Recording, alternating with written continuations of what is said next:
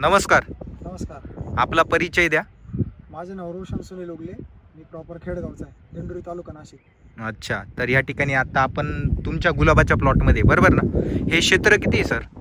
हे 1.5 बिघ्याच्या आसपास आहे. 1.5 बिघाच्या आसपास आहे का? अच्छा. आणि व्हरायटी कोणती? Variety Bordeaux. बोल्डेक्स आहे.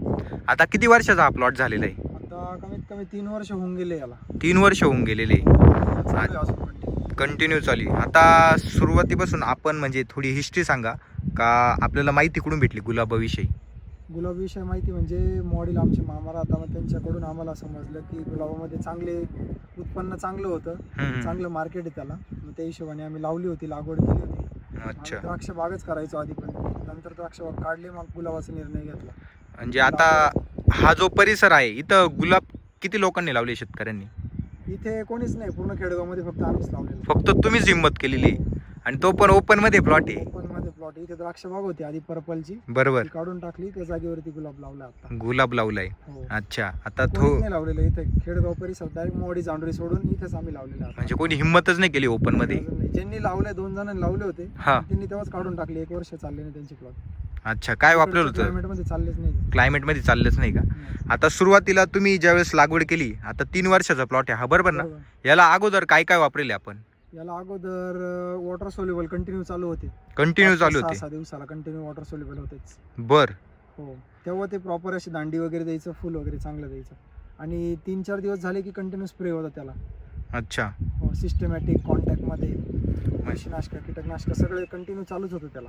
म्हणजे खर्च भरपूर व्हायचा आणि हो. तरी रोगाला बळी पडायचं. रोगाला म्हणजे यायचंच. किती आपण पावडर मारली ना, 8-10 दिवस एकदम क्लिअर प्लॉट, परत थोडंफार त्याच्यावरती काही ना काही प्रॉब्लेम यायचाच. अच्छा. पण मग प्लॉट टिकवण्यासाठी, मार्केटमध्ये फुल चांगलं राहण्यासाठी ते मारावंच लागायचं, पर्यायच नाही त्याला. मग आता आज प्लॉट एवढा आपण बघतोय, दांडी वगैरे एकदम नवीन निघते, जाड दांडी निघते आणि प्लॉट पण आपण बघू शकतो एकदम फ्रेश प्लॉट. हो.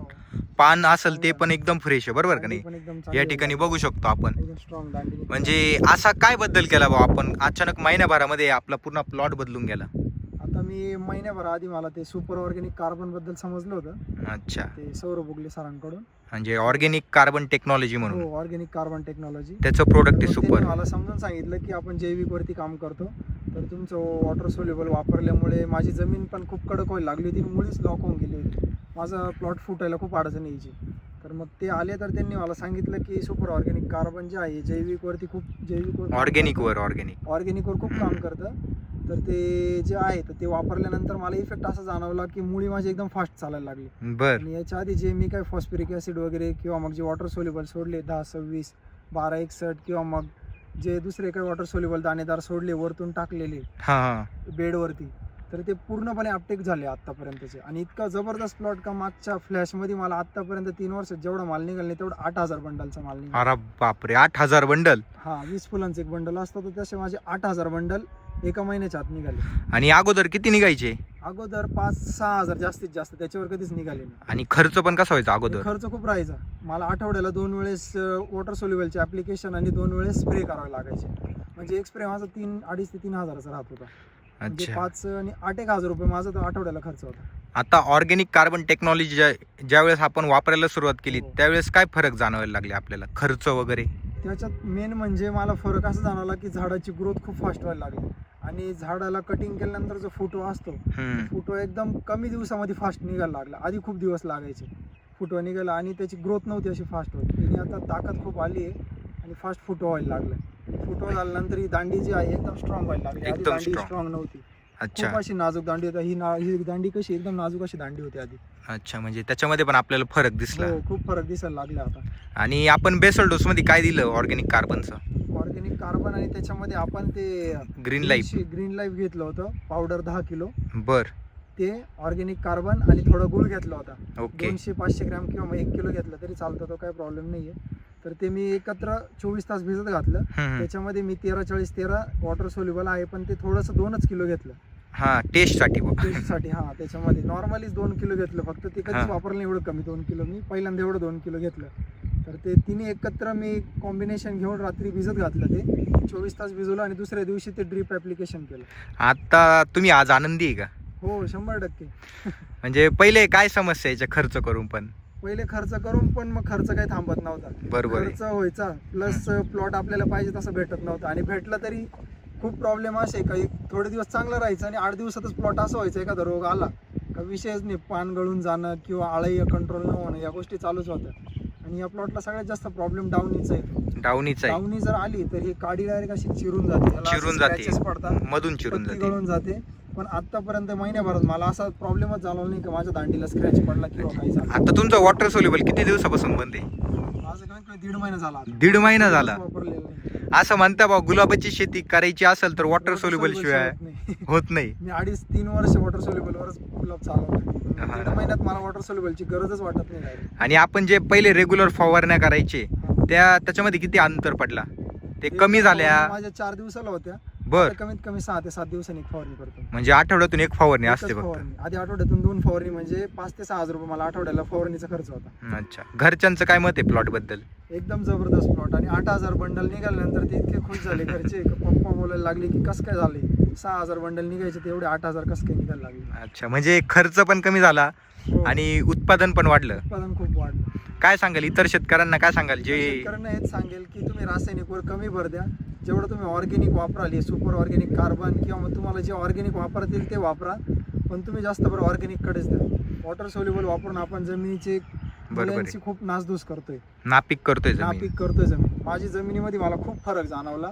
एवढा आता पाऊस पडतोय माझ्याकडे कमीत कमी मे महिन्यापासून तर आता जून संपत आलाय तरी इथे आमच्या वातावरणात पाऊस पडतोय कंटिन्यू. रोजचा पाऊस चालू आहे. रोजचा पाऊस चालू आहे. थोडा का होईना बुरबुर येतो, बादळ पडतो, म्हणजे मग त्याला काहीच प्रॉब्लेम नाही आला. आता पण पत्ती बघा तुम्ही फ्रेश आहे काहीच एकदम. प्रॉब्लेम नाही. आणि मी 6 ते 7 दिवसाला स्प्रे घेतोय तरी मला अडचण नाही. म्हणजे 1.5 महिन्यापासून कंटिन्यू पाऊस चालू आहे. कंटिन्यू पोहोचत तरी मी स्प्रेला कधीच घाई केली नाही. मी 6 ते अच्छा. 7 दिवसाची गॅप मी स्प्रे घेतो. तुम्ही मग ते अनुभव सांगत होता आळीबद्दल, काय अनुभव सांगत होता? आळीचा विषय असा आहे की माझ्याकडे आळी अमावस्या पौर्णिमा आली की आळी खूप पडायची आपल्या प्लॉटवर. ओके. आणि तिला पावडर जर मारली, ती जर कंट्रोल नाही झाली तर पूर्ण कळी खाऊन टाकायची. आणि आळी आल्यावरती पावडर मारायच्या आधी कमीत कमी 20-30% माझी कळीच खाऊन जायची प्लॉटमधली. पण ह्या वेळेस आळी आहे, पण ती आळी अटॅकच करीत नाही फुलावरती. फुलावरती बसलेली आता पण. म्हणजे पॅकिंग करताना सुद्धा लेबर बोलत राहतं की आळी येतोय पावडर मारा, पण मी गरजच नाही पडली मला, कारण ती आळीने काही खाल्लेलंच नाही फुल. ते तिचं फक्त बसलेली आहे, ती काहीच problem बसलेली नाही. बा, म्हणजे थोडक्यात निसर्गासोबत शेती चालू आहे आपली. निसर्गासोबत शेती चालू. ती आळीने म्हणजे काहीच अटॅकच केलेलं नाही झाडावरती अजून. काहीच फक्त अटॅक ती नाहीये. झाडावरती दिसते, पण मग तिने अजून फुलाला त्रास नाही दिलेला, पानाला त्रास नाही दिलेला. म्हणजे संपूर्ण शेती निसर्गासोबत चालू आहे. आता तिथे जर आळी असेल तर तिथं मित्र किड येणार आहे, बरोबर का नाही? 100% येणार आहे. आता जनरली आपण काय करतो, आळी दिसली का लगेच रासायनिकचा स्प्रे घेतो, हो, बरोबर? म्हणजे आपले मित्र कीड त्यामुळे उपाशी मारतात. उपाशी मारतात. आज काय होतंय आपल्या प्लॉटमध्ये, तिथं आळी असल्यामुळे मित्र कीडला खाण्यासाठी मदत होऊ राहिली. मदत होऊ राहिली. आणि वरतून आळी बसलेली, ती जर काही डॅमेज करत नसेल तर काय अडचण आहे आपल्याला? प्रॉब्लेम नाही. आणि पत्तीच इतकी छान झाली की ती आळी काही करूच शकत नाही तिला.